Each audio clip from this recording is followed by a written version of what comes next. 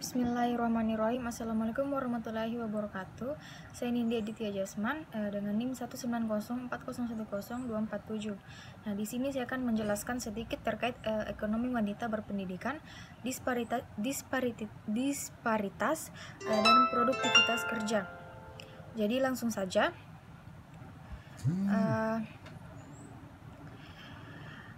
Kualitas SDM perempuan berarti secara fisik, mental, psikologis, dan talenta adalah dalam kondisi yang sangat baik.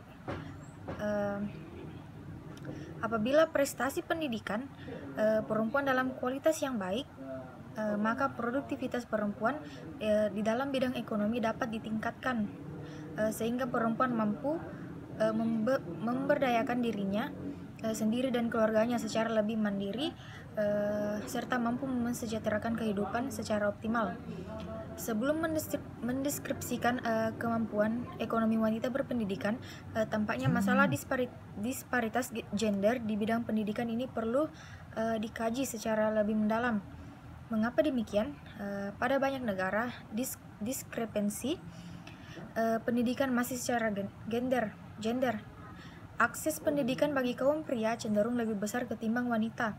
Fenomena ini cukup menyedihkan karena wanita mempunyai potensi besar untuk terjun ke sektor ekonomi produktif. Benarkah demikian? Dari sudut pandang edukasi atau dominasi, pria atas wanita masih sangat menonjol, bahkan hanya di Indonesia. Sudah saatnya kaum wanita berpacu dan dipacu untuk memperoleh pendidikan setara dalam jumlah dan mutu pria.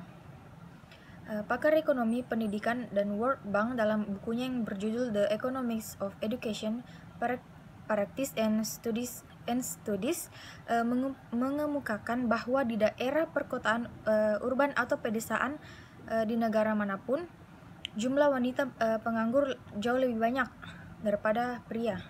Kondisi ini bertentangan dengan potensi internal kaum wanita yang sesungguhnya.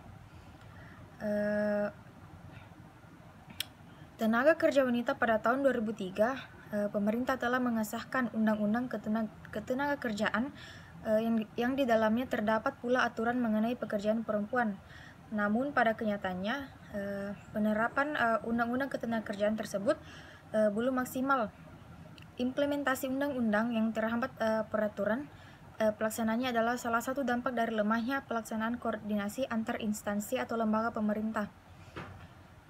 Pengertian tenaga kerja dalam Undang-Undang Nomor 13 Tahun 2003 tersebut menyempurnakan pengertian negara kerja dalam Undang-Undang Nomor 14 Tahun 1969 tentang ketentuan pokok ketenagakerjaan yang memberikan pengertian tenaga kerja adalah setiap orang yang mampu melakukan pekerjaan baik di dalam maupun di luar hubungan kerja guna menghasilkan barang atau jasa untuk memenuhi kebutuhan masyarakat. Nah, dengan demikian dapat kita simpulkan bahwa pengertian tenaga kerja wanita adalah seorang perempuan yang mampu melakukan kegiatan atau pekerjaan baik di dalam maupun di luar hubungan kerja guna menghasilkan barang atau jasa untuk memenuhi kebutuhan sendiri maupun kebutuhan masyarakat.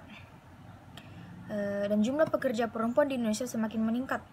Peran wanita dalam membangun ekonomi bangsa semakin diperhitungkan.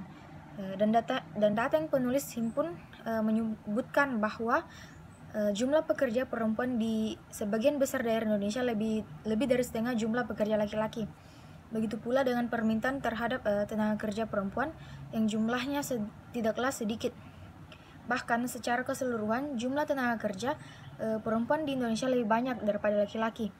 Maka dari itu pemerintah turut andil dalam membuat peraturan dan undang-undang yang dapat melindungi pekerja perempuan sehingga para pekerja perempuan tersebut mendapatkan hak-haknya secara adil serta merasa aman dan nyaman dalam bekerja. Mungkin itu saja yang dapat saya jelaskan. Terima kasih.